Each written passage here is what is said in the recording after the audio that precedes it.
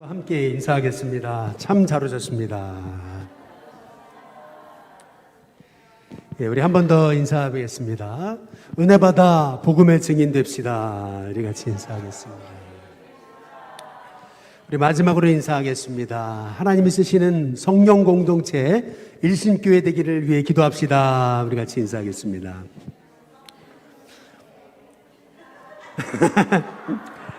예, 벌써 잊어버리셨네. 예, 잊어버리셔야 제가 할 게 있죠 뭐. 이춘자 권사님이 잊어버리셨다니까 할 말이 없네요. 우리 같이 옆에 분하고 마지막으로 인사하겠습니다. 은혜 많이 받으십시오. 우리 같이 인사하겠습니다. 오늘은 열리는 제자 시대라는 주제로 함께 말씀을 나눕니다. 사도행전의 역사는요, 성령의 역사입니다. 우리가 사도행전을 볼 때 한 가지 가져야 될 시각 하나가 있어요. 그게 뭐냐면요, 제자들이 위대해서 땅끝 증인이 되고, 제자들이 기도하니까 능력받아서 복음 증거하는 증인이 되고, 제자들이 능력이 있어가지고 안진뱅이 일으켰다, 이거 아닙니다. 우리가 이 사도행전을 볼 때 우리가 봐야 되는 것은 뭐냐 하면, 사도행전의 주인 되신 분, 주어가 되신 분, 그분은 누구냐면 성령님이시라는 겁니다. 그러니까 우리를 이끌어 가시는 분은 성령님이시라는 거죠. 그 사도행전을 볼 때 이게 사도행전이잖아요. 근데 실은 이 사도행전이라고 하는 제목은 주 2세경에 붙여진 이름입니다.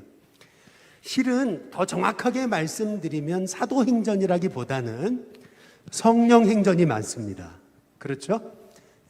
더 정확하게 말하면은 사도행전이라고 보기보다는 순종행전이 맞습니다.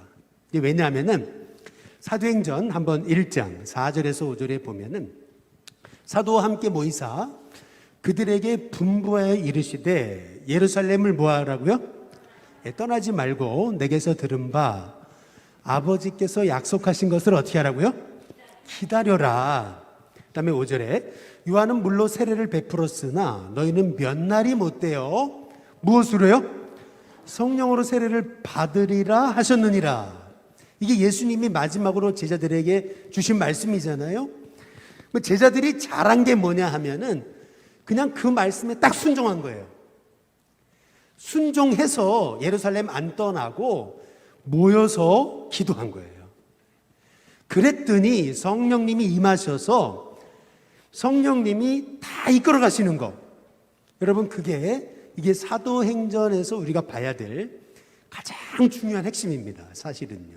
그러니까 제자들이 위대해서 안진뱅이 일으키고, 제자들이 기도했더니 성령이 임하고, 이게 맞는 말이지만은 굉장히 이게 어감이 굉장히 중요합니다. 제자들이 한 것이 아니고 누가 한 거라고요? 성령님이 하신 거예요. 그래서 사도행전 3장 한번 12절에 보면은 이게 굉장히 중요한 말씀이에요. 베드로가 이것을 보고 백성에게 말하되, 안진뱅이 일으킨 다음에 한 얘기입니다. 이스라엘 사람들아, 이 일을 왜 놀랍게 여기느냐? 우리 개인의 경건과 능력으로 이 사람을 걷게 한 것처럼 왜 우리를 주목하느냐? 이렇게 얘기하잖아요. 이게 굉장히 중요한 겁니다. 제자들이 안진뱅이 일으키니까 다 제자들 주목하거든요. 그거 아니라는 거예요. 이게 왜 우리가 한 일이냐? 그 이름을 믿음으로 그 이름의 능력이 이 사람을 지금처럼 성하게 한 거다. 이제 제자들이 사실은 핵심을 얘기하잖아요. 근데 이게 중요한 겁니다. 저와 여러분의 인생이요, 여러분이 이끄는 것이 아니고 성령님이 이끄신다는 사실을 기억하시길 주님의 이름으로 축복합니다. 이 일신교회도 사람이 하는 것 같지만 아니에요. 일신교회를 이끄시는 분은 누구세요? 성령님이세요. 일신교회 담임 목사, 윤동규 목사가 이끄는 거 아닙니다. 누가 이끄시는 거예요? 성령님이 이끄시는 거예요. 늘 우리가 그것을 잊지 말아야 돼요. 그게 딱 사도행전의 가장 중요한 키워드다라고 하는 것을 기억하시면서 이제 사도행전 1장부터 한번 펴보실래요? 제가 오늘은 사실은 1장부터 12장까지 해야 돼서 PPT를 많이 준비 안 했습니다. 성경을 피셔야 됩니다. 먼저 중요한 건 몇 가지, 한 가지 이제 PPT를 보시고 설명을 드리겠습니다. 사도행전 1장 1절에 보면은 데오빌로 여 이렇게 시작하죠. 근데 실은 이게 조금 뭔가 이렇게 어색한 표현입니다. 왜냐하면은 누가복음 1장 3절에 보시면은 이렇게 말을 해요. 데오빌로 뭐예요? 각하거든요.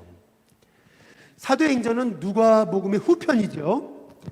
그런데 누가복음, 이 사도행전의 전편인 누가복음 1장 3절에 보니까 데오빌로 각하였어요. 그런데 사도행전 1장 1절에 데오빌로 여 이렇게 바뀝니다. 이게 무슨 말이냐면 누가복음을 쓰고 데오빌로에게 전해질 때 데오빌로가 그 복음을 받고 누가와 함께 복음 안에서 영적 친구가 됐다는 거죠. 이게 복음의 능력입니다. 우리는 사도행전 1장 1절 첫 이 데오빌로 여라고 하는 이 인사말에서 우리는 복음의 능력을 깨닫게 되는 겁니다.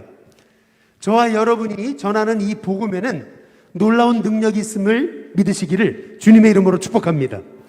그런데 우리가 기억해야 될 것은 누가가 이 데오빌로 한 사람을 전도하기 위해서 누가복음 24장, 사도행전 28장을 썼다는 걸 기억하셔야 됩니다. 총 52장의 말씀을 기록했다라고 하는 사실을 우리가 기억해 볼 때 저와 여러분도요, 전도를 위해서 수고하는 거 이것만큼 가장 복된 수고는 없다라고 생각하시고요. 한 영혼 전도하기 위해 누가복음 24장, 사도행전 28장을 썼는데 저와 여러분은 그 이상의 수고도 마다하지 않겠다라는 마음을 가지고 정말 복음을 위해서 하는 수고는 헛되지 않다라는 믿음을 가지고 여러분 복음 전하는 데 힘쓰는 우리 신교회 성도님들 다 되시기를 주님의 이름으로 축복합니다. 이제 본론으로 들어가는데요. 이 사도행전에서 1장 1절에서부터 1장 11절까지가 사실은 이게 너무나 중요한 겁니다. 근데 그 이유는 뭐냐면 사도행전 1장 1절에서 11절까지 복음의 핵심이 다 들어있습니다. 그 안에. 사도행전 1장 1절부터 11절까지요. 복음의 진수, 이 복음의 핵심 중에 핵심, 이것이 사도행전 1장 1절에서 11절까지 다 들어있어요. 그래서 우리가 사도행전 1장 1절에서 11절을 좀 주목해 볼 필요가 있습니다. 그것은 뭐냐면 먼저 1장 1절에 보시면은 데오빌로요 내가 먼저 쓴 글, 다시 말하면 누가복음에는 무릇 예수께서 그 다음 뭐예요? 행하시며 가르치시기를 시작하심부터 라고 말씀하시거든요. 이 누가는요, 누가복음을 요약하고 정리하면서 이제 이런 얘기를 하는 겁니다. 예수님이 누구십니까? 예수님이 누구세요? 예수님이 하신 일에 대해서 뭐라고 한마디로 요약하고 있냐면 예수님은 가르치시고 행하신 게 아니고 행하시고 가르치셨어요. 다시 말해 이게 왜 이렇게 중요한 거냐면은 예수님은 그냥 삶 자체로 가르치셨다는 거예요. 다시 말하면 가르친 다음에 그리고 나서 삶 따로인 사람이 너무 많잖아요. 근데 예수님만이 사신 대로 가르치신 겁니다. 삶이 가르치셨어요. 저도 이렇게 설교하고 그러지만요, 사실 설교한 대로 못 살 때가 너무 많아요. 여러분 이게 인간입니다. 윤동규 목사도요, 우리 가족들을 볼 때 부끄러울 때 있어요. 설교하다가 눈치 한번 볼 때 있어요. 할렐루야. 제가 이렇게 못 사니까요. 네. 한번 이렇게 눈치 한번 시급 볼 때가 지금도 한번 시급 봤거든요. 그런데 이게 사람이에요, 이 사람. 사람은요, 이게 가르친 대로 행하지 못해요. 네. 100%. 근데 우리 예수님은 어떤 분이셨어요? 행하신 대로 가르치셨다는 거예요. 이것이 누가가 전한 예수님입니다. 그 예수님은 2절에 보니까 택하신 사도들에게 성령으로 명하시고 승천하신 날까지의 일을 기록했다. 이게 먼저 쓴 글이죠. 그러면 예수님께서 하신 일이 뭐냐 했을 때 3절에 나와 있어요. 그가 뭐 하셨어요? 고난받으신 후에. 예수님이 하신 일 중에 가장 중요한 일, 그것은 날 위해 고난당하시고 나의 죄를 위해 십자가에 죽으신 겁니다. 그걸 한마디로 지금 요약하고 있어요. 근데 예수님은 죽으셨을 뿐만 아니라 어떻게 하셨어요? 3일 만에 살아나신 거죠. 근데 그 살아나신 것을 누가는 뭐라고 얘기했냐면은 확실한 많은 증거라고 얘기하고 있습니다. 확실한 많은 증거. 여러분, 그럼 부활의 증거가 뭐가 있을까요? 확실한 부활의 증거들을 얘기하고 있는데 누가는 그 확실한 부활의 증거를 두 가지로 요약하고 있어요. 두 가지. 잘 보시면 고난받으신 후에 또한 그가 확실한 증거로 친히 살아계심을 나타내사 40일 동안 그들에게 그 다음 뭐예요? 거기다 밑줄 그으세요. 보이시며.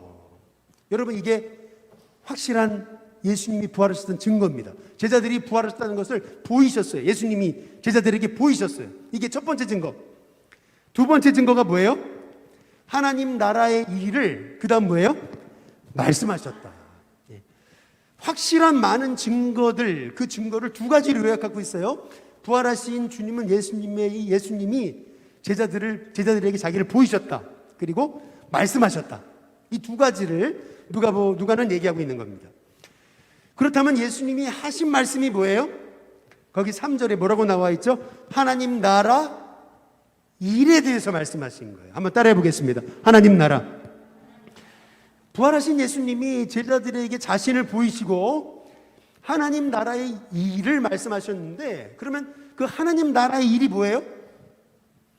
그 하나님 나라의 일이 뭐냐면요, 1장 8절에 나와 있는 거예요. 1장 8절에. 이게 뭐냐면 오직 성령이 너희에게 임하시면 너희가 몰려 권능을 받고 예루살렘과 온 유대와 사마리아 땅끝까지 이르러 내 증인이 되리라.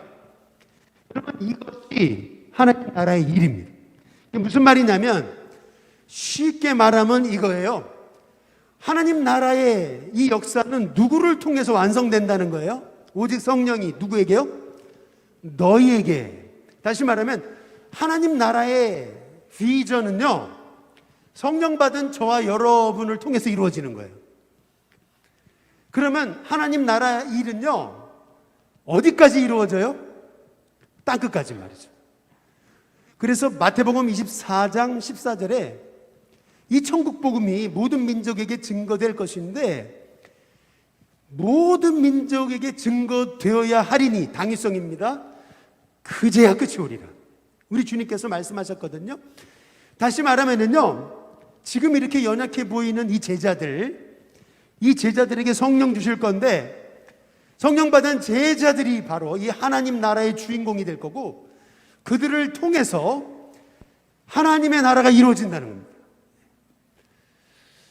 저는 우리 일신교회 성도님들이요, 저와 여러분이 성령님 의지하고 또 우리 일신교회가 성령님 의지하는 공동체가 되고, 그리고 우리 일신교회가 복음 전하는 데 힘쓰는 일, 이것은 부활하신 주님이 제자들에게 주셨던 마지막 꿈, 비전, 그것을 이루는 과정임을 믿으시는 저와 여러분이 되시기를 주님의 이름으로 축복합니다.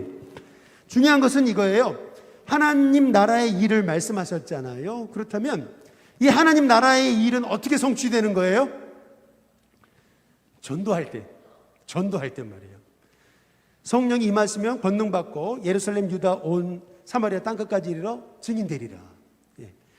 결국에 예수님이 말씀하신 하나님 나라라는 게 뭐냐면, 하나님 나라가 어떻게 성취되느냐, 방법, 그것은 뭐냐면 저와 여러분이 증인되는 겁니다.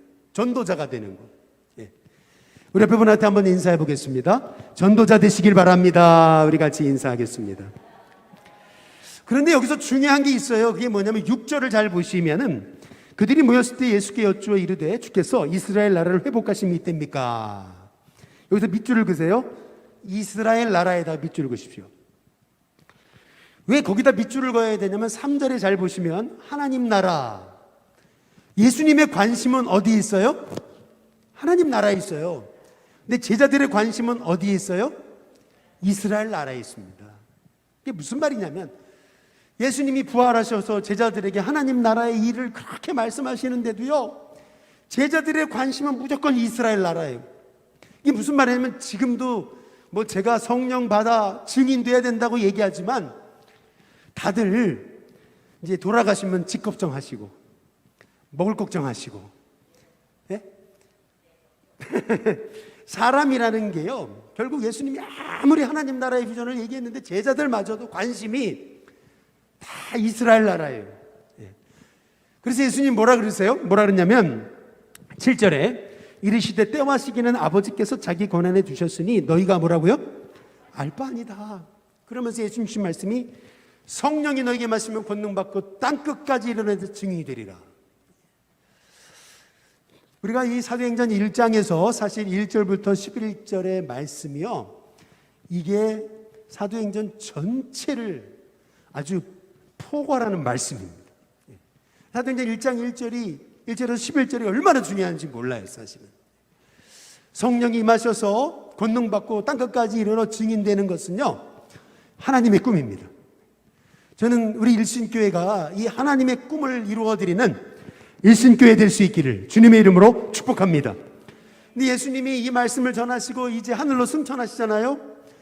얼마나 황홀했을까. 근데 뭐라고 말씀하십니까? 11절 이르시되 갈릴리 사람들은 어찌 서서 하늘만 쳐다보냐. 너희 가운데서 하늘로 올려주신 이 예수는 하늘로 가심을 본 그대로, 그 다음 뭐예요? 오실 것이다. 오실 것이다. 주님이 다시 오신다. 사실은요, 그 약속 붙들고요, 제자들이요, 이 마가 다락방에 모여가지고 기도를 시작한 거예요. 제자들이 잘한 거, 그게 뭐라고요? 그냥 이 말씀 붙잡고요, 오로지 순종하고요. 첫 번째 잘한 거, 그게 뭐냐면 떠나지 않고 흩어지지 않고 뭐 했다고요? 모였습니다. 모여야 돼요. 저는 우리 일신교회 성도님들이요, 뭐 코로나지만 방역수칙 지켜가면서 우리 일신교회가 모이는 데 힘쓰는 일신교회 될 수 있기를 주님의 이름으로 축복합니다. 일단 모여야 돼요. 모였어요. 그리고 한 일, 거기 14절에 보니까 마음을 같이 하여 오로지, 그 다음 뭐 했어요? 기도에 힘썼다. 저는 우리 일신교회가 모일 때마다 모여서 뭐 하냐? 모여서요, 기도 많이 하는 교회가 될 수 있기를 주님의 이름으로 축복합니다. 모여서 기도에 힘쓰니까, 그러니까 어떻게 돼요?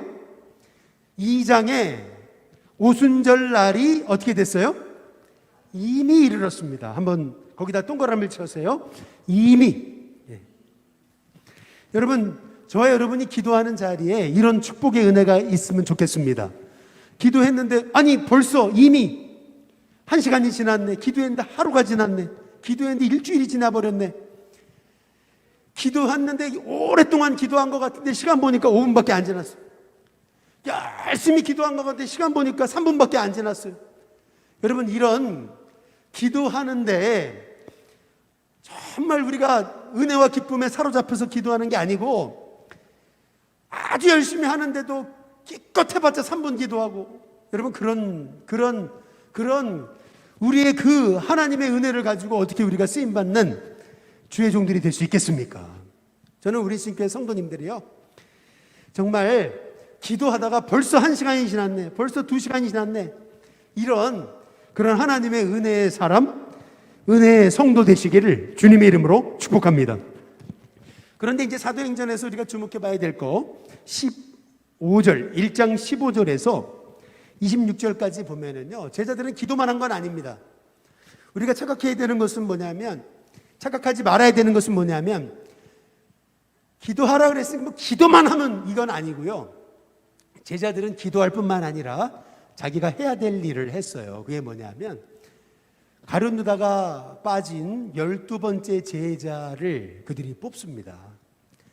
다시 말하면은요, 그들은 기도만 한 게 아니에요. 12번째 제자를 뽑고 그리고 하나님의 때를 기다려요. 마찬가지로 우리도 기도할 뿐만 아니라 해야 될 일을 해야죠. 예를 들면 뭐 이렇습니다. 교회학교 부흥하게 해달라고 그래놓고 애들이 와서 놀 곳이 없어요. 쉴 곳이 없어요. 뛸 곳이 없어요. 애들이 조금만 뛰면은 여기 와서 뛴다고 말이에요. 빨리 저리 가버리라고 만약 그런다면, 여러분, 그것은 정말 우리 교회가 교회학교 다음 세대 부흥하게 해달라고 기도하는 건 아니죠. 기도만 하는 거죠. 기도했다면 준비해야죠. 그렇지 않습니까? 기도했다면 그 기도에 합당한 준비를 해야죠. 하나님은요, 결국 제가 목회하면서 보니까 그릇만큼 채워주세요. 준비한 만큼 채워주십니다. 결국 요만큼 준비하면 요만큼밖에 우리가 복을 못 받아요, 사실은요. 근데 이렇게 준비하면요, 하나님 이렇게 채워주십니다. 저는 우리 신교회 성도님들이요, 기도할 뿐만 아니라 기도한 대로 이 신교회 부흥하게 해달라 그러면 나가 전도해야죠. 그렇지 않겠어요? 교회학교 일어나게 해달라면은 그러면 교회학교 애들이 뛸 공간을 만들어 줘야죠. 우리가 그런 기도할 뿐만 아니라 우리가 해야 될 일, 할 수 있는 일신교회 성도님들 되시길 주님의 이름으로 축복합니다. 오늘 여기 사도행전 1장 26절에 보면 거기 뭐라고 나오죠? 제비 뽑아 이렇게 나오죠? 제비 뽑아 이렇게 나왔는데요, 성령님이 오시기 전까지는 제비를 뽑았습니다. 근데 사도행전 2장 이후부터는 제비를 뽑지 않습니다. 성경에 한 번도 제비 뽑았다는 얘기 나오지 않습니다. 이 이유는 뭐냐면 성령님이 오심으로 이제는 우리에게 성령님이 말씀하십니다. 그래서 제비 뽑는 것은요, 성령 시대 이전의 얘기고요. 이제는요, 우리가 함께 합심하여 기도할 때 결국 성령님이 우리가 어떻게 해야 될지 보여주시는 그런 하나님의 은혜를 주시리라 믿습니다. 그래서 사도행전 2장에 1장 26절에 제비 뽑았다라는 얘기가 나오고 2장부터는 성령님이 오시잖아요. 그런데 2장 1절에 보시면은 거기다 동그라미를 쳐보세요. 오순절날이라는 게 중요한 겁니다. 오순절날. 이게 왜 이렇게 중요한 거냐면요, 우리가 바이블 하이킹 초창기에 레위기를 공부했죠.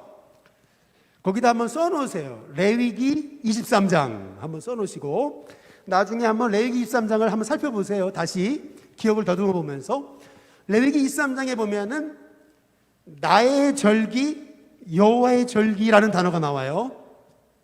그냥 이스라엘의 명절, 이스라엘의 절기라 그러지 않고요. 거기 보면은 그냥 절기해도 되는 것을 나의 절기, 여호와의 절기라고 얘기를 해요. 이게 의미하는 것은 뭐냐면 우리가 착각하지 말아야 되는 거, 유월절, 맥추절, 이거 우리가 왜 지켜야 되냐고, 이스라엘의 절기인데. 그러나 여러분 그렇지 않습니다. 성경이 말하는 것은 그 이스라엘의 절기가 아니고요, 나의 절기, 여호와의 절기예요. 그래서 레위기 23장에 보시면 처음 나오는 게 유월절이에요. 유월절 다음에 무교절이 나와요. 그리고 레위기 찾아보시면 23장에 초실절이 나오고요. 그리고 나오는 게 칠칠절입니다. 이게 무슨 말이냐면은 잘 한번 보시면은요, 유월절 이후 다음 날부터 50일 지난 날이 칠칠절. 칠칠절이 뭐냐면 77에 49. 그래서 그 다음 50일째 되는 날, 오순절을 얘기하는 겁니다.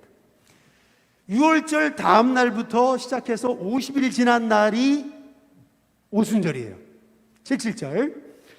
그렇다면 잘 보세요. 레위기 23장에요. 이미 우리 하나님은요, 레위기 말씀을 통해서 예수님이 유월절 준비일 바로 전날 십자가에 죽으시고 유월절 다음 날 부활하시거든요.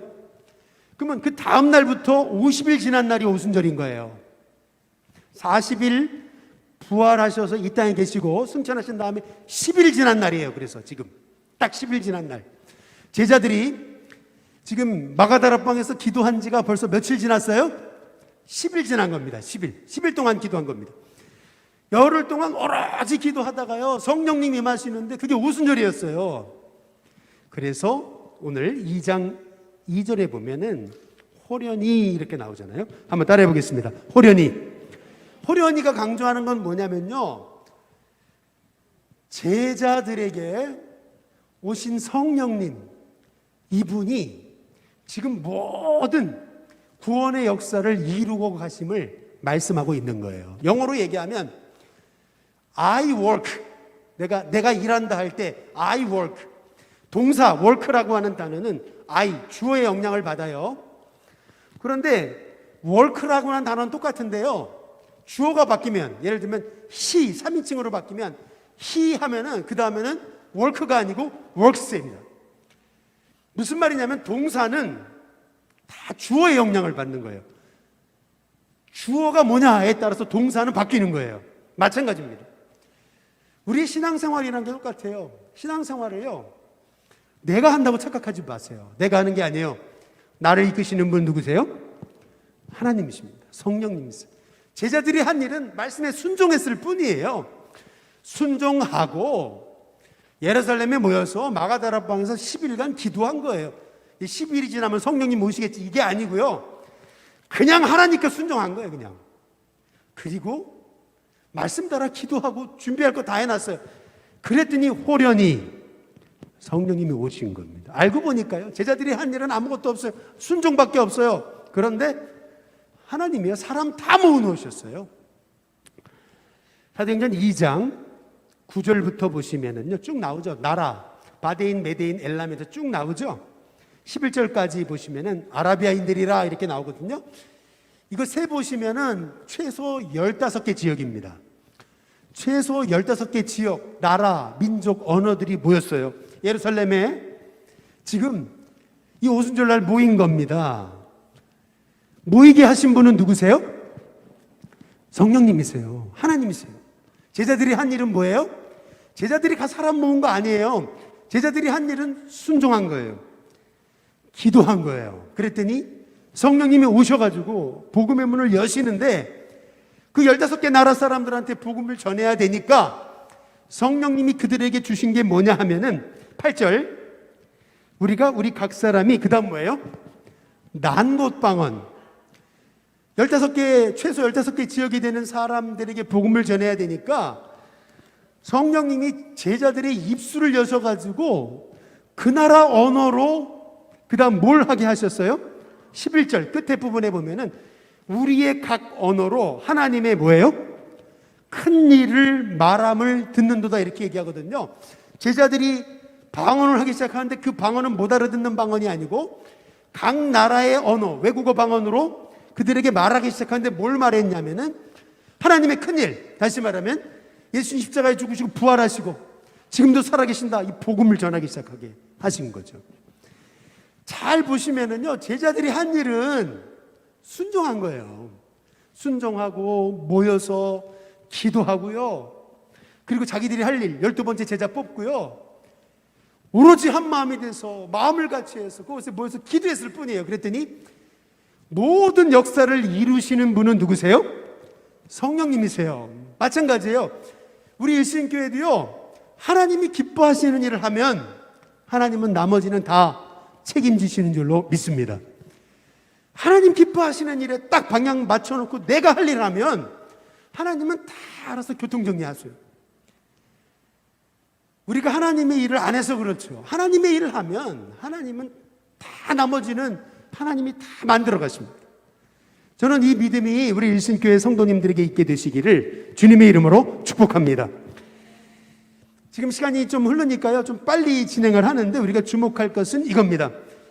이제 베드로가 일어나가지고, 성령 받은 베드로가 사람들 앞에서 말씀 전하잖아요. 우리는 그렇게 생각해요. 말씀 한마디에 모든 사람이 구원받았다, 3,000명이 구원받았다, 이렇게 생각하는데 아닙니다. 사도행전 2장에 40절을 보십시오. 40절에 보면은 뭐라고 말합니까? 사도행전 2장 40절에 뭐라고 말해요? 여러 말로 확증하고 권하여 이르되 너희가 이 패역한 세대에서 구원을 받으라. 무슨 말이냐면요, 성령 받은 베드로가 한마디만 던졌더니 사람들이 그 말씀 듣고 떼굴떼굴 굴다가 형제들이 어찌할꼬, 이게 아니에요. 말씀 전할 뿐만 아니라 여기 뭐라 그러냐면 여러 말로 확증하고 권했다 그랬어요. 이게 되게 중요한 겁니다. 여러분이 전도하는 사람에게 한마디만 전하면 저분이 주님 앞에 돌아오겠지, 여러분 그런 생각하지 마세요. 계속 여러 말로 확증하고 권하고 전도하는 거예요. 그리고 나면 구원은 하나님이 하시는 줄로 믿습니다. 근데 오늘 여기 41절에 보면 그 말을 받은 사람들은 세례를 받음에 이날에 신도의 수가 몇 명이에요? 동그라미를 쳐보세요. 3,000이나 더하더라, 이렇게 얘기하잖아요.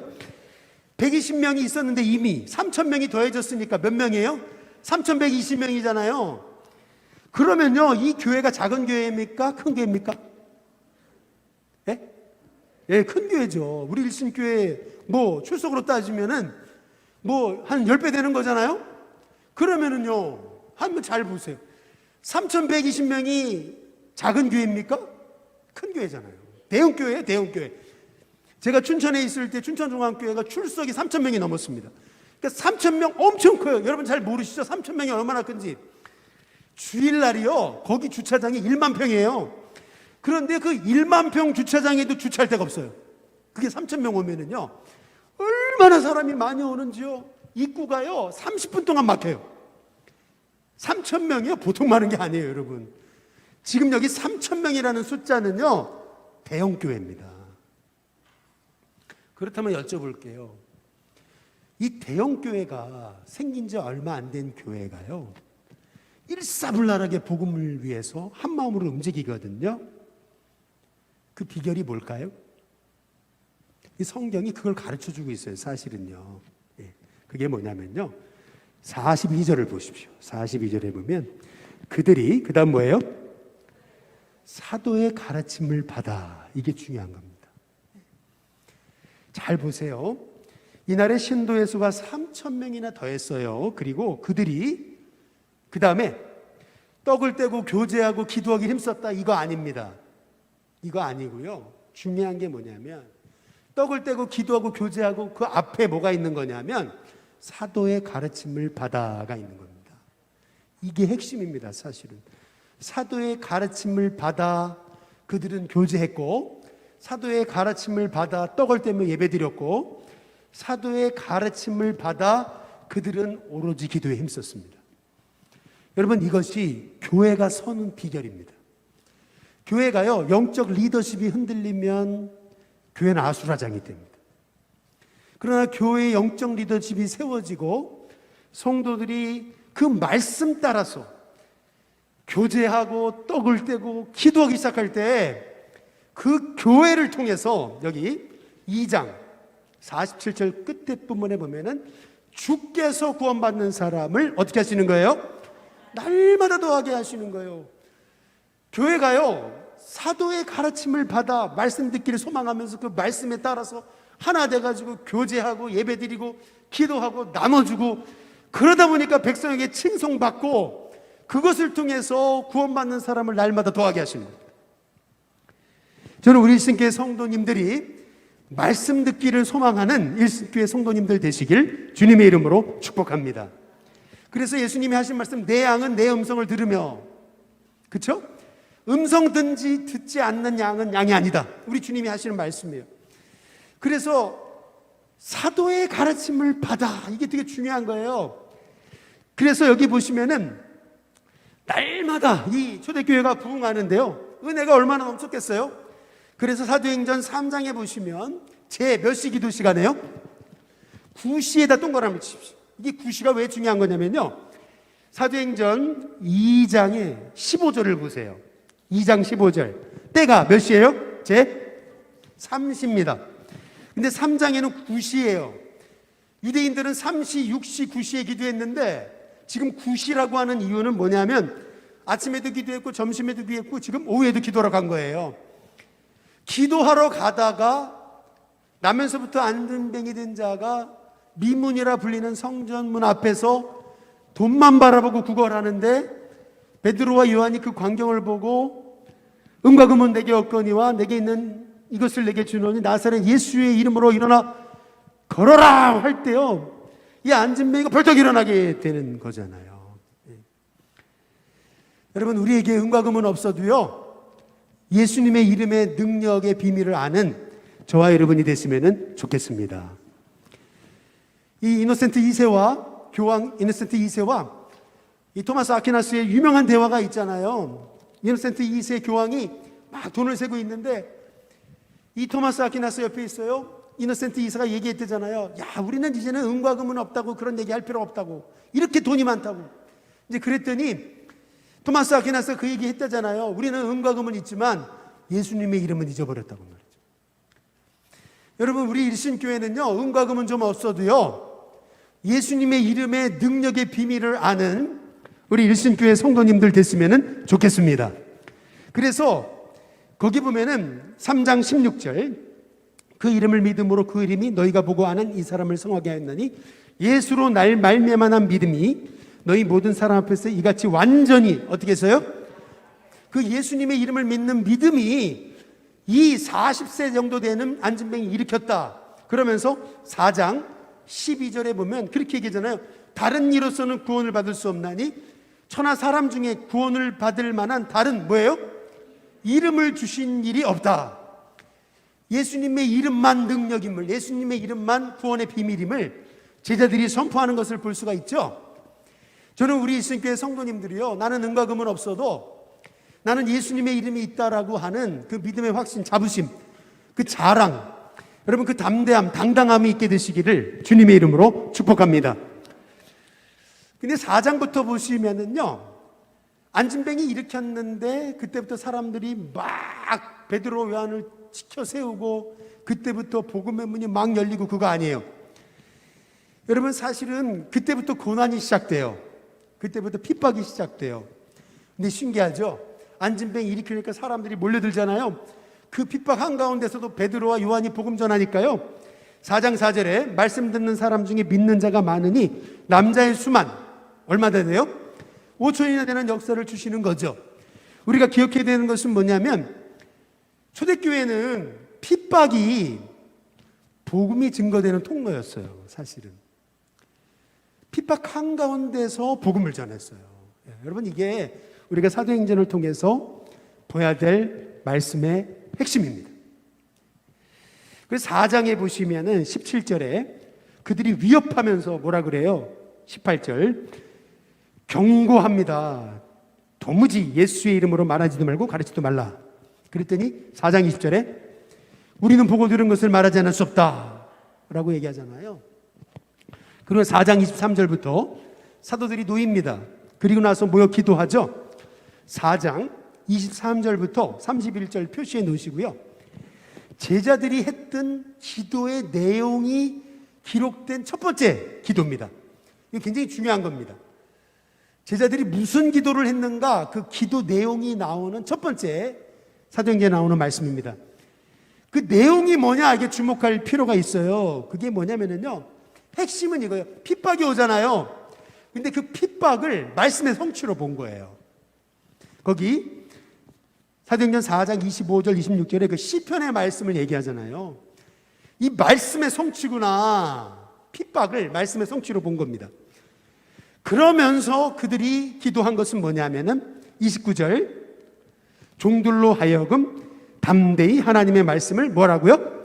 전하게 해달라고 말이죠. 제자들은요, 이 고난이 사라지게 해달라고 기도한 게 아니에요. 제자들은요, 이 고난 한가운데서 담대히 복음을 전하게 해달라고 기도한 겁니다. 이게 초대교회가 고난 한복판에서 부흥할 수 있었던 비결이에요. 저는요, 코로나로 어렵지만 그럼에도 불구하고 저는 전도해야 된다고 보는 사람입니다. 아니, 어려울수록 전도해야죠.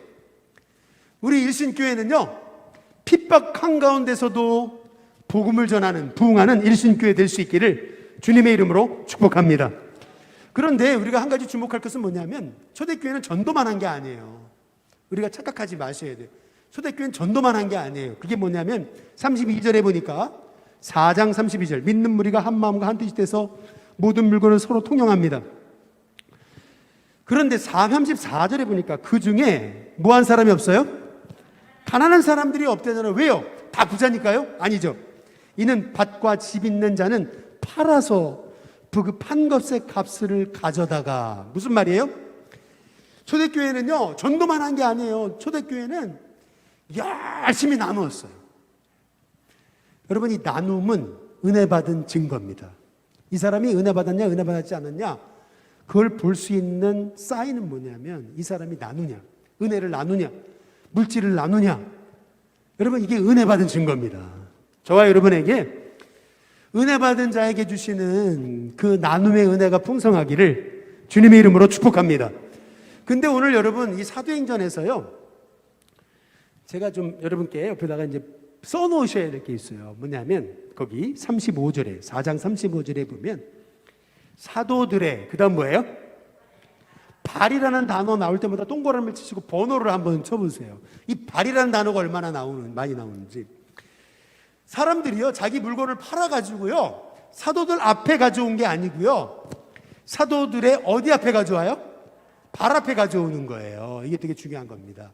이게 왜 그런 거예요? 이 발이 중요해요. 잘 보세요.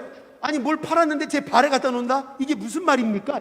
이게 무슨 말이냐면요, 초대교회는요, 모든 나눔과 섬김과 예배와 봉사, 이게 다요, 초대교회의 사도들의 영적 권위 앞에서 영적 권위의 지도를 받아가지고 초대교회가 이끌림을 받은 걸 얘기하고 있는 겁니다.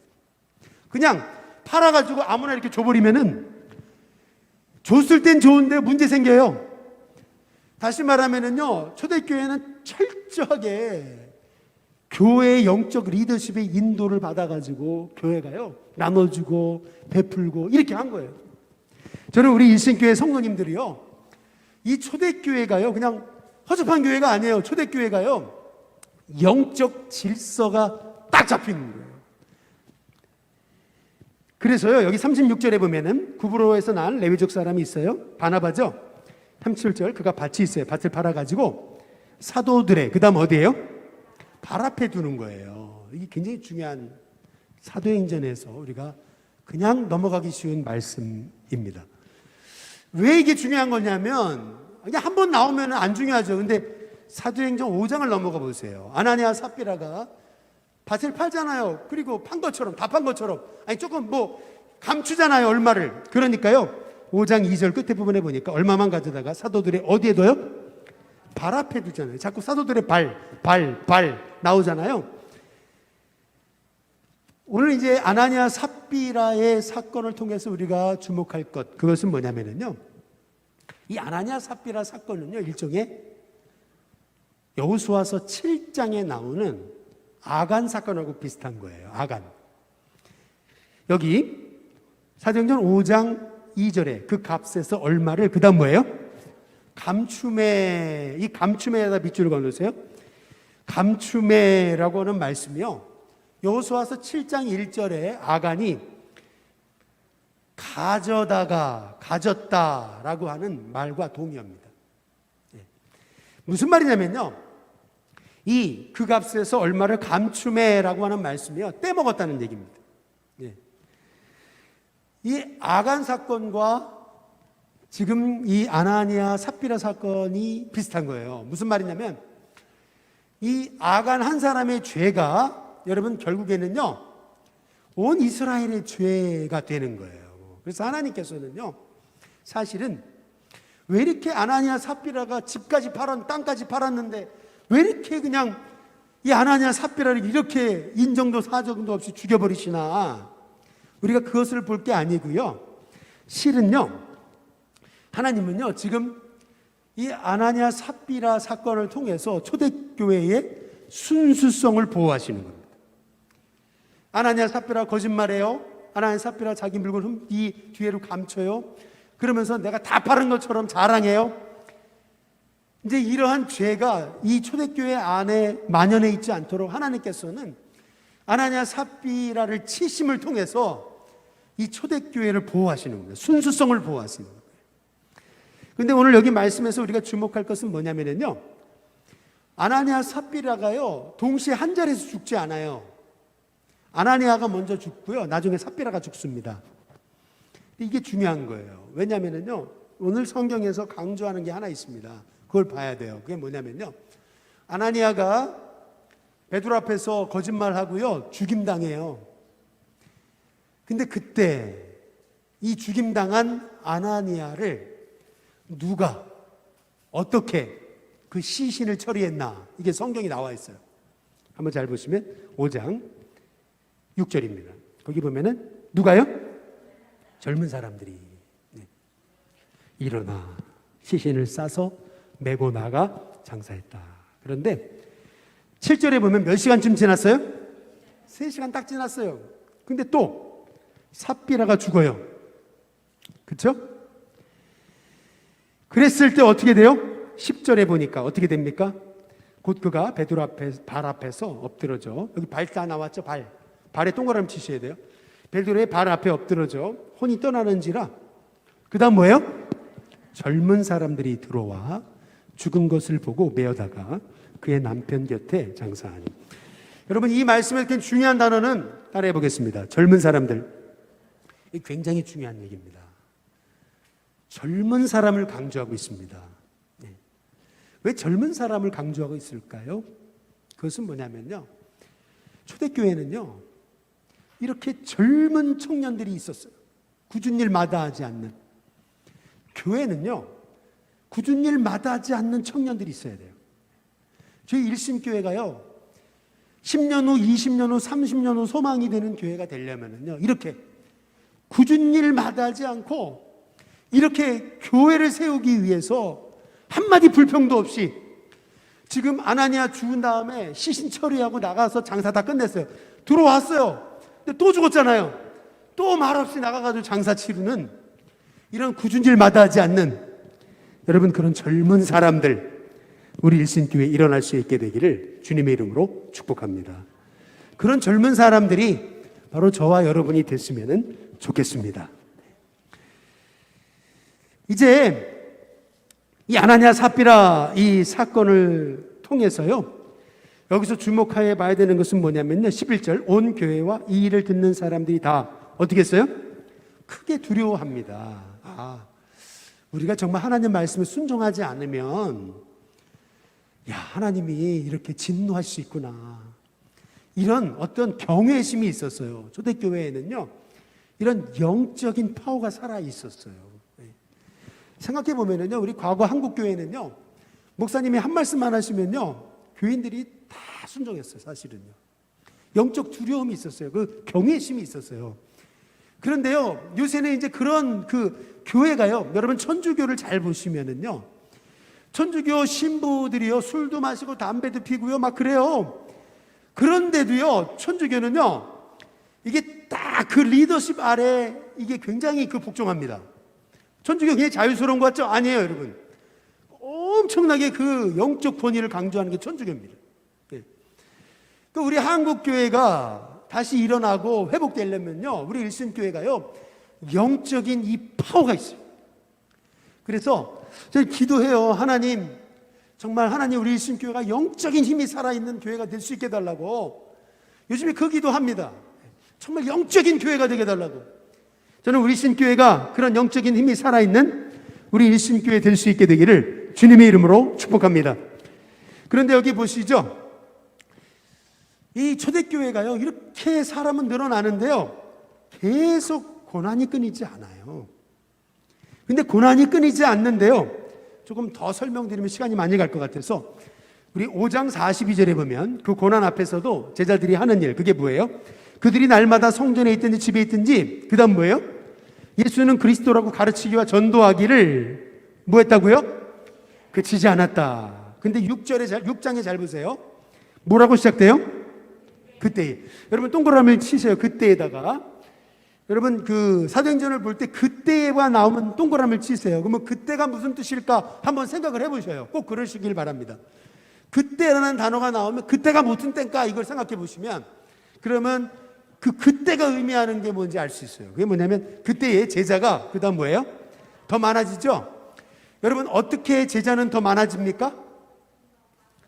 고난 가운데도 예수는 그리스도라 가르치기와 전도하기를 쉬지 않을 때 교회는 부흥합니다. 다시 말해, 여러분 전도하지 않는데 어떻게 그 교회가 부흥할 수 있겠습니까? 제자가 많아지려면 우리 일신교회가, 저는 전도하는 교회가 될 수 있기를 주님의 이름으로 축복합니다. 6장에 보면은 초대교회라고 갈등이 없었던 게 아니잖아요. 좋은 일을 해도 갈등이 있죠. 구제하는 일 때문에 갈등이 있잖아요. 히브리파 그리스도인, 헬라파 그리스도인들 갈등이 있잖아요. 뭐예요?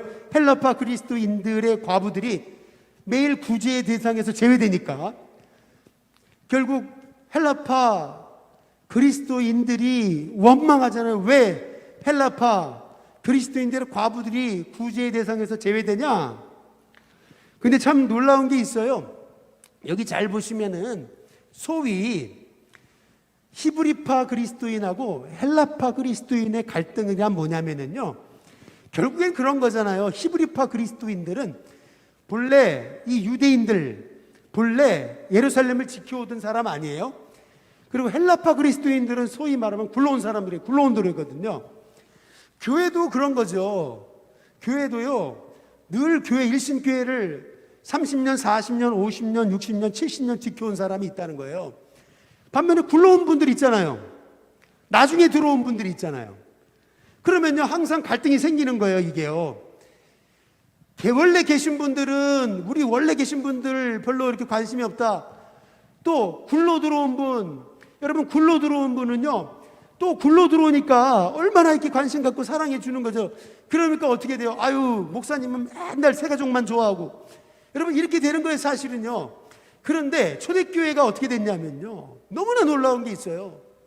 갈등이 생겼어요. 그것도 굴러온 돌들에게서 갈등이 생겼어요. 왜 우리는 빼놓냐? 그런데요, 그때 초대교회가 한 일, 그것은 뭐예요?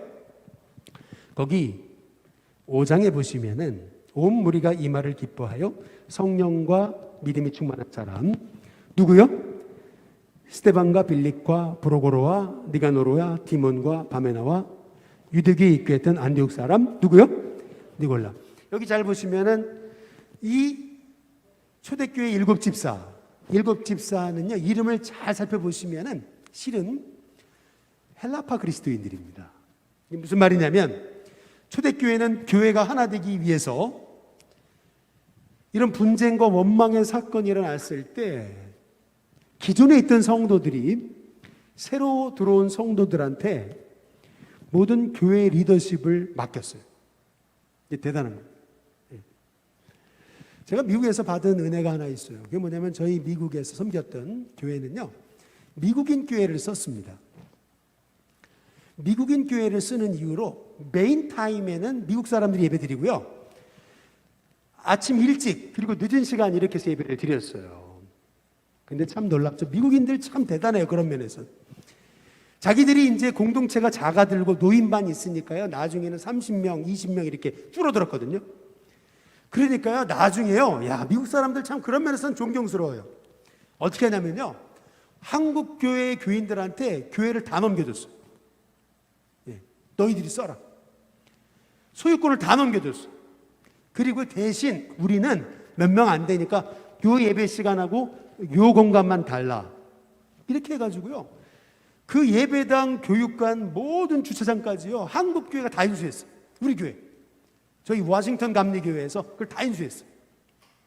참 미국 사람들 대단해. 그런 거 보면은요, 이게 무슨 말이냐면요, 지금 여기 초대교회는요, 갈등의 문제가 생겼을 때 히브리파 그리스도인들이 헬라파 그리스도인들을 지지해주고, 그래, 너희들이 한번 이 교회를 이끌어봐라 그러면서 그들에게 리더십을 이양했어요.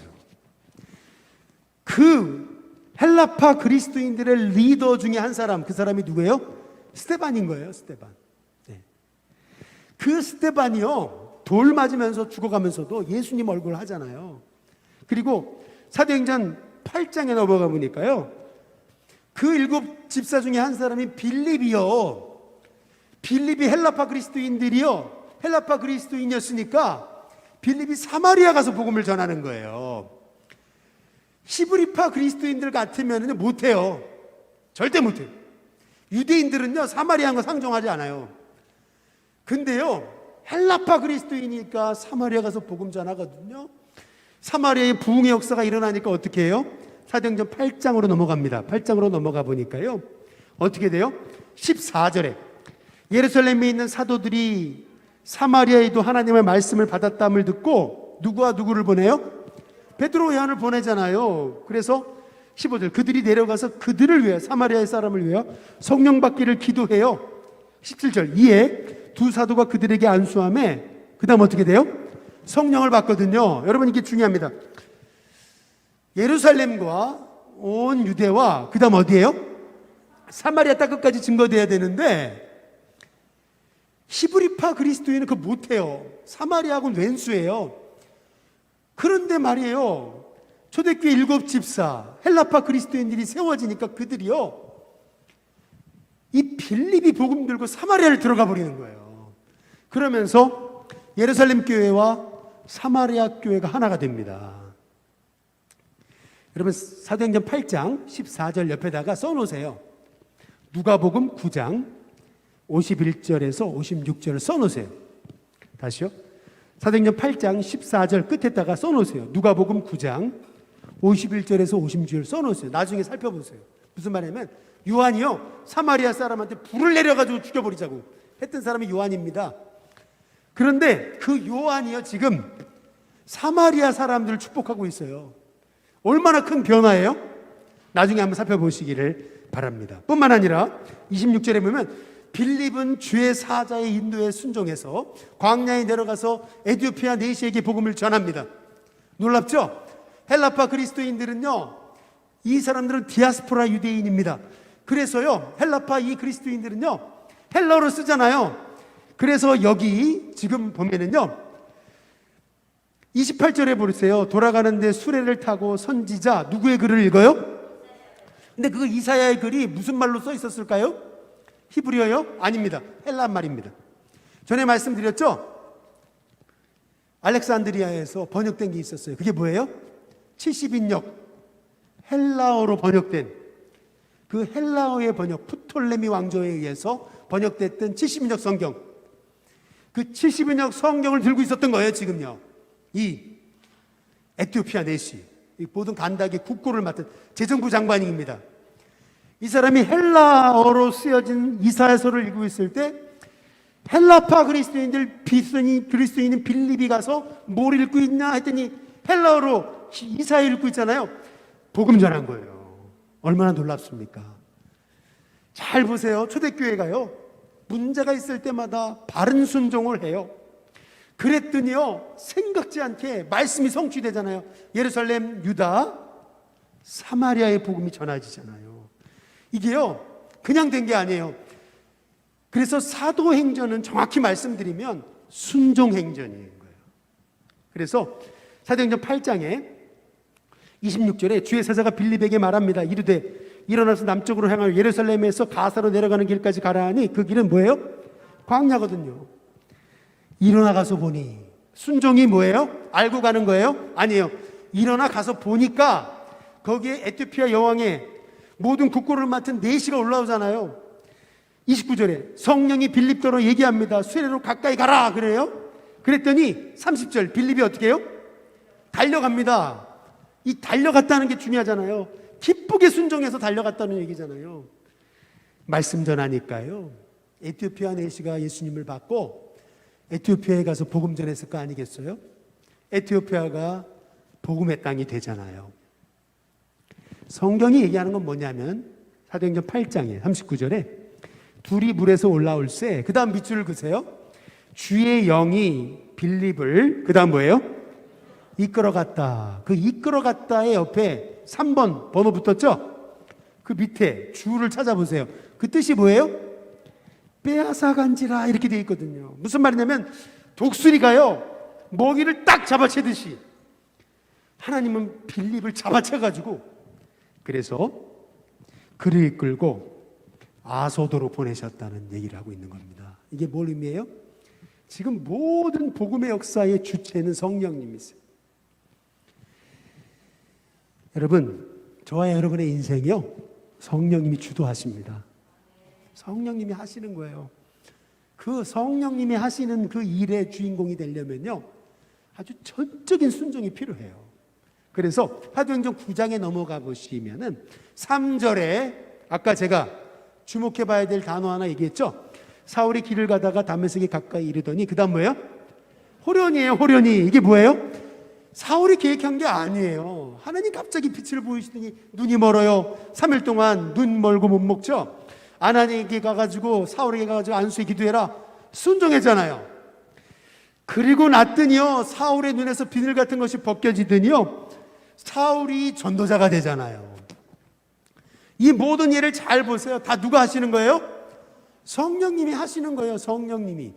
그래서 사도행전 9장의 31절을 잘 보시면은 그리하여 거기다 밑줄을 그세요. 온 뭐예요? 유대 그리고 그 다음 뭐예요? 갈릴리, 그 다음 뭐예요? 사마리아. 지금 유대, 갈릴리, 사마리아까지 복음이 전해진 거예요. 그리고 나서 이제 복음이 세계 열방까지 증거돼야 되는데, 그 세계 열방까지 증거되게 하시려고 하나님이 택하신 인물이 누구예요? 사울이에요, 사울. 그리고 또 한 사람 나오죠? 10장에 나오죠. 그게 누구예요?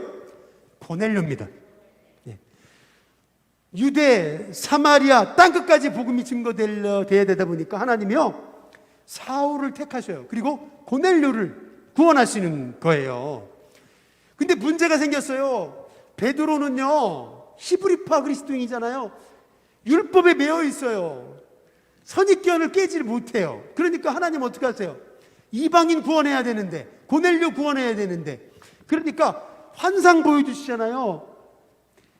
그것도 한 번도 아닌 3번 말이에요. 하나님 저거 못 먹습니다, 못 먹습니다, 못 먹습니다. 하나님 뭐래요? 하나님이 거룩하게 하시 속되다지 마라. 이게 무슨 뜻일까? 봤더니 고넬료에게서 사람이 와요. 보니까 고넬료가 말씀 듣기 위해서 기다리고 있는데요, 거기 사도행전 10장 25절에 나와 있죠. 10장 25절. 마침 베드로가 들어올 때 고넬료가 맞아 어디 앞에요? 발이 중요합니다. 발. 그렇죠? 또 발이 나오죠. 베드로가 말하죠. 일어서라, 나도 사람이다. 무슨 말이에요? 여러분, 이게 유대인들은요, 사람에게 절하면 안 되는 거예요. 이거요. 사람을 하나님처럼 여긴다는 거거든요. 그러니까 나 사람인데 일어나라는 거죠. 여기서 우리가 주목해 봐야 될 것이 있습니다. 33절 끝에 이제 우리는 주께서 당신에게 명하신 모든 것을 듣고자 하여 누구 앞에요? 하나님 앞에 있습니다. 예, 이게 중요한 말입니다. 잘 보세요. 사도행전 10장을요 제2의 오순절이라 그럽니다. 제2의 오순절. 이유가 있어요. 사도행전 11장 15절에 보세요. 11장 15절 거기 보면 내가 말을 시작할 때에 성령이 그들에게 임하시기를, 그 다음 동그라미를 쳐보세요. 뭐요? 처음 우리에게 하신 것과 같이 하는지라. 무슨 말이에요? 사도행전 2장에 나왔던 그 오순절 사건이 똑같이 일어났다는 얘기예요. 그래서 사도행전 10장에 고넬료 사건을 제2의 오순절이라 그러는 겁니다. 근데 중요한 것은 뭐냐면 사도행전 9장에 다시 넘어가 보시면 44절에 베드로가 그 다음 뭐예요? 이 말을 할 때에 성령이 말씀 듣는 모든 사람에게 내려오셨다, 이렇게 얘기합니다. 여기서 잘 보셔야 될 게 있어요. 그게 뭐냐면 사도행전 2장에 오순절날 마가다라 방에 성령이 임하실 때 제자들은 기도하다가 성령 받거든요. 근데 오늘 사도행전 10장에는요 기도 안 했어요. 그러나 그들이 한 일이 있어요. 이게 뭐예요? 전적으로 말씀을 받은 거예요. 꼭 베드로를 하나님처럼 여기면서 10장 33절 말씀처럼 우리가 하나님 앞에 있다. 지금 말씀 듣는 거를요 사람 앞에서 듣는다고 생각하지 않고요 하나님께 듣는다고 생각한 거예요. 얼마나 사모함을 가지고 말씀을 그냥 꿀송이처럼 받아들인 거예요. 그랬더니요 성령님이 임하시잖아요. 근데 그 사건을 사도행전 2장에 나타났던 오순절 사건과 똑같다는 거예요. 제2의 오순절. 제1의 오순절과 제2의 오순절의 차이점, 그건 뭐냐면 제1의 오순절에 기도했어요. 제2의 오순절은 기도 안 했어요. 신기하죠? 말씀만 은혜로 받았는데도 똑같이 사도행전 2장에 있던 오순절 사건이 그대로 일어났습니다. 이게 의미하는 게 뭐예요? 여러분, 말씀 받는 게 그렇게 중요합니다. 저는 우리 집계 성도님들이요 말씀을 정말 하나님 말씀으로 받아 기쁨으로 받으시기를 주님의 이름으로 축복합니다. 시간이 좀 흘렀지만 좀 마지막 정리하면요 11장 19절에 보면 그때에, 제가 그때라고 얘기했죠. 그때가 뭘까? 여러분 앞에 사건을 잘 보시면은요 그때, 아니 히브리파 그리스도인들은 베드로가 고넬료와 어울렸다 그래가지고 비난하는 거예요. 근데 그때 아직도 그 율법에 매여가지고 베드로 정죄하고 막 그럴 때, 그때예요. 그런데 19절 스데반의 일로 말미암아 일어난 환란으로 흩어진 자들이 베니게와 구브로와 안디옥까지 유대인에게만 말씀을 전하다가 이제 20절에 그 중에 구브로와 구레네 몇 사람이 안디옥에 이르러 누구에게도요? 헬라인에게도 전하기 시작한 거예요. 전에는 유대인에게만 복음을 전했는데 이제는 자기의 이 고정관념을 깨고 헬라인에게도 복음을 전하는데 어떤 일이 일어나면은 21절 주의 손이 그들과 함께 하심에 수많은 사람이 믿고 주께 돌아옵니다. 와, 어떻게 이렇게 수많은 사람이 주님께 돌아올까? 그래서 22절, 예루살렘 교회가 이 소문을 듣고 바나바를 안디옥까지 보냅니다. 바나바가 이 교회의 리더였어요. 그랬더니 24절에 바나바는 착한 사람이요 성령과 믿음이 충만한 사람이라 이에 큰 무리가 주께 도와지더라. 이게 의미하는 게 뭐냐면, 바나바 같은 신실한 리더가 교회에 세워지니까, 지도자가 세워지니까 교회는 흥왕하더라, 이 얘기입니다. 그런데 바나바 혼자 안 돼요. 너무 사람 많아지니까. 그래서 다소까지 내려가서 누굴 데리고 와요? 사울을 데리고 오는 겁니다. 사울을 데리고 와서 말씀을 가르칠 때 1년간 말씀을 가르쳤더니 그 사람들이 별명 하나를 얻는데, 그게 뭐예요? 그리스도인이라는 별명입니다. 그런데 여러분, 여기서 주목할 게 있습니다. 그게 뭐냐면요, 우리가 여기 성경에서 주목할 것, 사도행전 9장에 넘어가 보시면은 13절에, 9장 13절에 중간에 끝에 부분에 보면 주에 뭐라고 나와요? 9장 13절 중간 끝에 보면 뭐라고 나옵니까? 주에 뭐라고 나와요? 성도. 그 동그라미를 치세요. 32절 루다에 사는, 그 다음 뭐예요? 성도 나오죠. 41절 베드로가 손을 내밀어 일으키고, 그 다음 뭐예요? 성도라는 말이 나옵니다. 사도행전에서 최초로 성도라는 말이 나오는 시점입니다. 성경에서 그리스도인을 성도라고 부른 게 여기 처음이에요. 성도, 이게 얼마나 위대한 이름인지 몰라요. 그리고 성도에서 성도로 사니까 그리스도인이, 예수님의 사람. 여러분, 저와 여러분이요, 성도일 뿐만 아니라 예수님의 사람으로 사시길 주님의 이름으로 축복합니다. 12장 1절 그때가 언제입니까? 그때가 언제냐면요, 그 앞에 나오잖아요. 예루살렘에 큰 흉년이 났을 때. 힘든 것은 겹쳐오는 거죠. 헤롯 왕이요, 야고보 죽이고 베드로까지 죽이려고 하잖아요. 그랬더니 5절 교회는 기도하잖아요. 그랬더니요 6절에 베드로가 누워 잡니다. 베드로가 아이고 건강이 안 좋았나 보다, 맨날 누우면 자는구나. 여러분, 그게 아니고요, 성경이 말하는 건 뭐냐면, 초대교회가 순교당할 위기에 있는 베드로를 위해 기도했더니 감옥 안에 붙잡혀 내일이면 죽게 될 베드로가 평안을 얻어 누워서 그냥 인사물성돼서 자버리는 그런 은혜를 주셨다는 얘기입니다. 여러분, 기도할 때요, 하나님이 평안을 주시는 줄로 믿습니다. 결국 베드로가 풀려나오고 헤롯은 죽습니다. 이 모든 일이 결국에는요 24절에 나와 있잖아요. 하나님의 말씀이 어떻게 해요? 흥왕하여. 여기서 중요한 말씀이 있죠. 왜 말씀이 흥왕해요? 말씀에 순종하는 제자들을 통해서 하나님이 계속 하나님의 일들을 이루어 가시는데, 그 일을 이루어 가시는 주체는 사도들이 아니고 누구예요? 성령님이 해 가시는 거예요. 사울을 일으키시고 고넬료 일으키시고 안디옥 교회 일으키셔가지고, 그래서 예루살렘 교회보다 더 이제는 중심 교회가 되면서 사도행전 13장에 딱 넘어가더니 이제는 모든 교회의 중심은 안디옥 교회로 바뀌는 거예요. 무슨 말이에요? 결국에는요, 영원 구원하는 교회, 여러분, 그 교회가 세계 역사의 중심이 됩니다. 저는 우리 신교회가 안디옥 교회 같이 정말 영원 구원하는 데 힘쓰고, 주님이 나의 인생의 주인이심을 고백하면서 내 인생을 이끄시는 분은 성령님이십니다. 그 고백을 가지고요, 나는 하나님 말씀에 순종했더니 하나님 다 하셨다, 나를 통해 하나님 뜻 이루셨다, 그 고백이 있게 되시는 저와 여러분이 될 수 있기를 주님의 이름으로 축복합니다.